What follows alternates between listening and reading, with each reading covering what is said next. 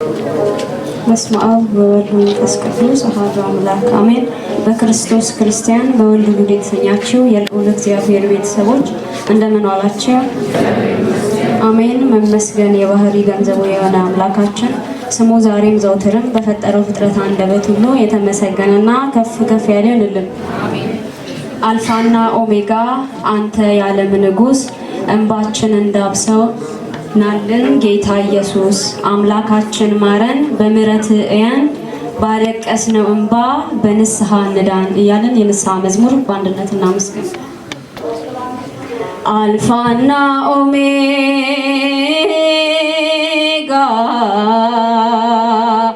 አንተ የዓለም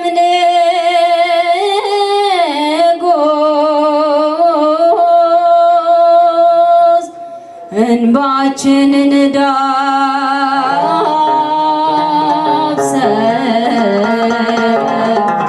ናልን ጌታ ኢየሱስ አምላካችን ማረን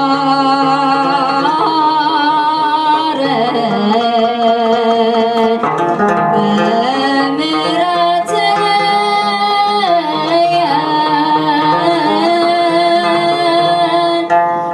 ባለቀስነው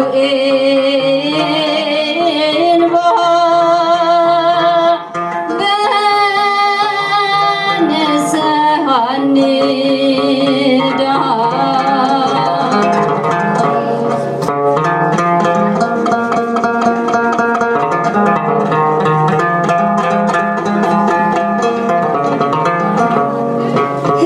ሕዝቡ ማቅ ለበሰ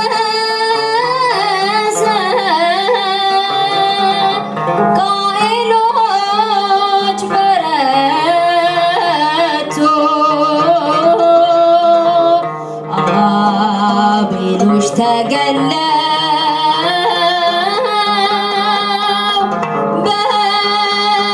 በእምነታቸው ሞቱ። የዓለም ምሰሶ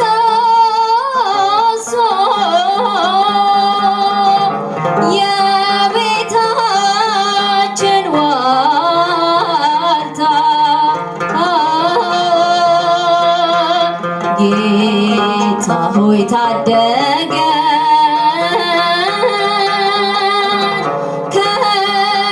ከችግር ከዋይታ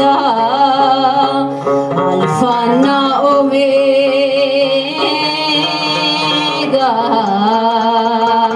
አንተ የዓለም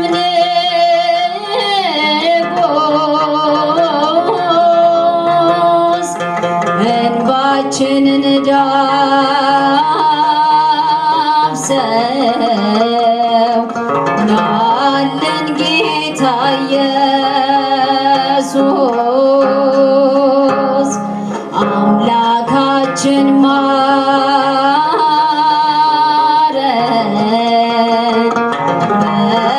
በምሕረት እየን ባለቀስነው እንባ በንስሐ እንዳን።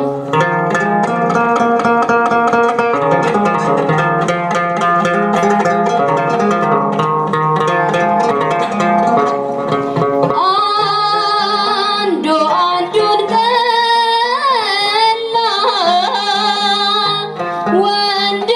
ወንድሙን አረደ ጦር እየሰበቀ እናቱንም ከዳ ከንቱ ግብር ሞልቶ ምግባር ሰናይ ጠፋ ለሚጠፋ ንዋ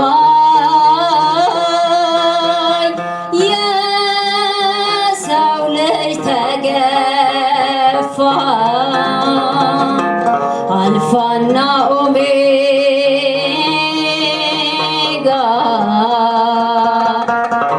አንተ የዓለም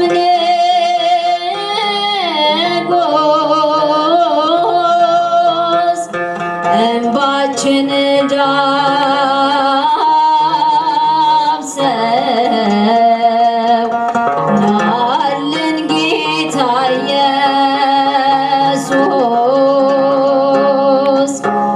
አምላካችን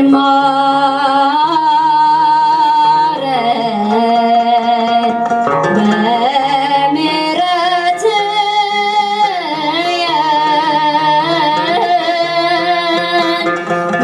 ባለቀስነው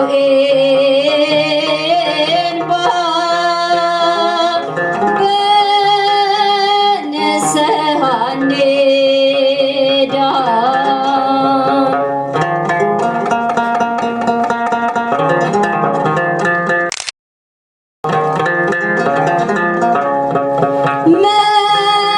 መቻቻል ቢጠፋ ጥላቻ ቢሰፋ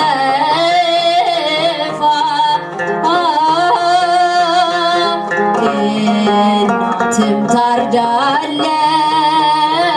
ታርዳለች እንደ በግ በይፋ ክርስቶስ ሆይ ናልን ወይ ሙሴን ላክልን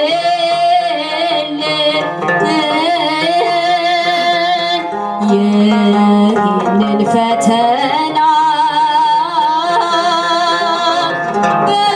በበትሮ ያሻግረን አልፋና ኦሜጋ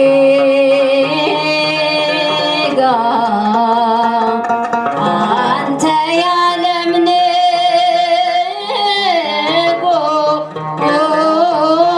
ንጉሥ እንባችንን ዳብሰው ናልን ጌታ ኢየሱስ አምላካችን ማረን በምሕረት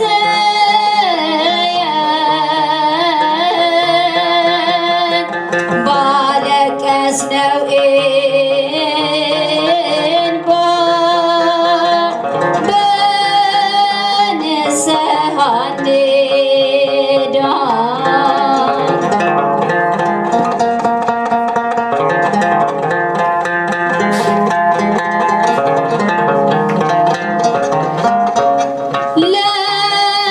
ለንስሐ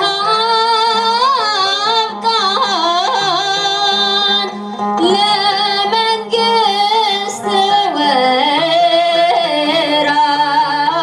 ወራሽ ለጠላት አትስጠን ለመከራ ጭራሽ ኢዮብን ላክልን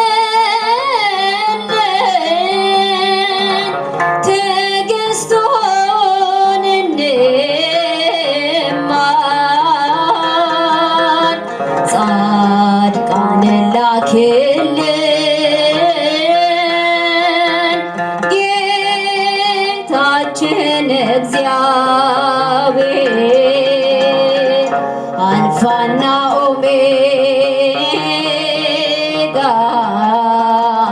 አንተ የዓለም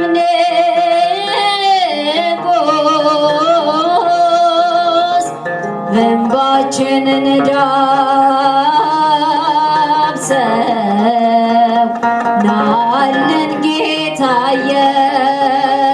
ኢየሱስ አምላካችን ማረን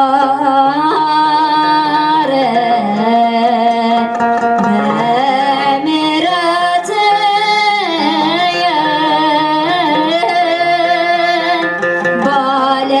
ያፈሰስነው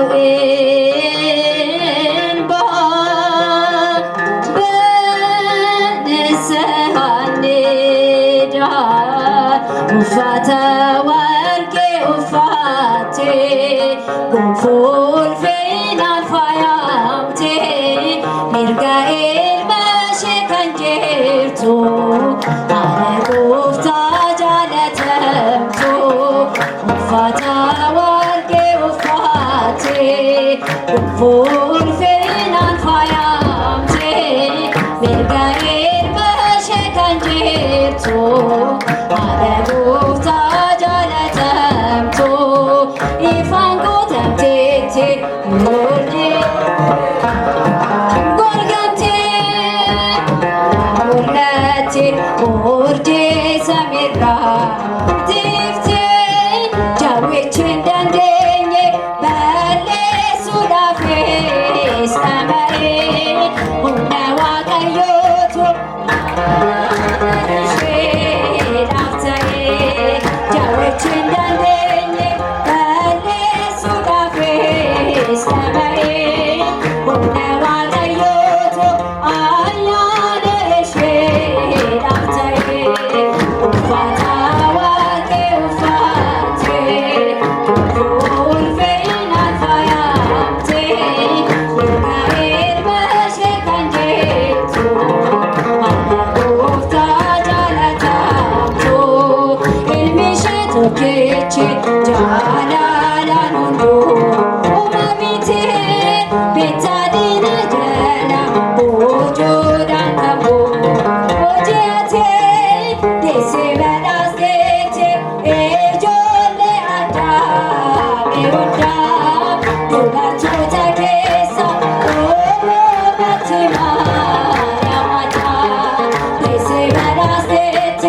ኤጆሌ አዳሜ ወዳ ዱባቾተ ኬሳ ኦሞመቲ ማርያማታ ኡፋተ ወርቄ ኡፋቴ ጎንፎል ፌናን ፋያምቴ ሚርጋኤል መሼ ከንጀርቱ አረጎፍታ ጃለተምቱ ሲቄ ሲቢላቴ ኦሎተ ኢሳ ከንቲክሶ ኤየና ከናኔ ደኦተ ኤከ ሚሊክሶ ኤሽራ ደለቴ አዶኛን እንዴ ፈይሴ ወረ አመነኔ ኦቆና ጋሬ ቆጴሴ ኤሽራ ደለቴ አዶኛን እንዴ ቆጴሴ ወረ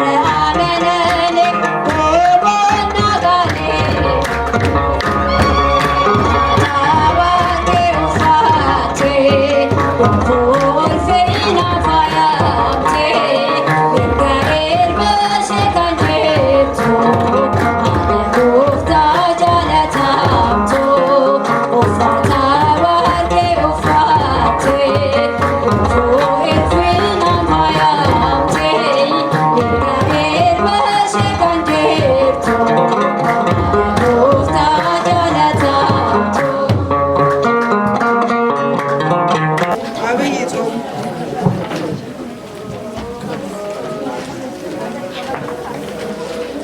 አብይ ጾም ለምን ተባለ ቢሉ አበየ ማለት ከፍ አለ ማለት ሲሆን ከዚህም ግስ አብይ የሚለው ቅጽል ይወጣል።